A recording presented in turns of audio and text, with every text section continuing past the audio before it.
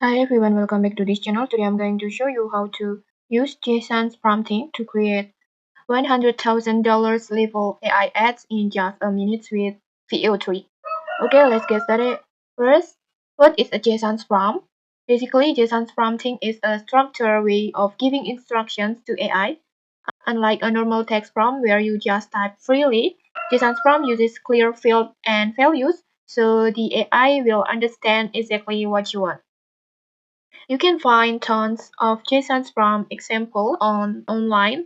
For example, you can find it on X Twitter. But here's the good news, you don't need to waste time writing JSONs from manually. You can just make it super easy by creating a Gems JSON from maker inside Gemini AI. And if you don't know how to set that up, I have made a full tutorial, so just click the link in the description. Now let's create the JSON prompt. Once your gem is ready, just open it and then just type something like this, like create a JSON prompt video generator for VO3 about, and then just type your idea. Then simply describe your ad in detail, like the vibe, the visual, the tone, and the audience, and then just hit enter. And then Gemini will generate the JSON prompt for you. And for example, in here, I will make a Lexus ad. So I type my prompt like this. And then instantly Gemini gave me a ready to use JSON prompt like this.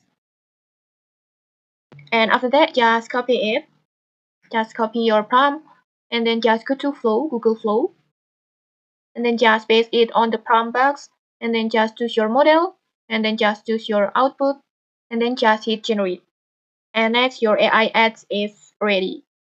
Like I have made before, like this. Let's try to play the video. Find your journey. Experience the future of luxury. The all-new Lexus. Redefine your journey. Like this. It's that simple, right? The video also has amazing results like this.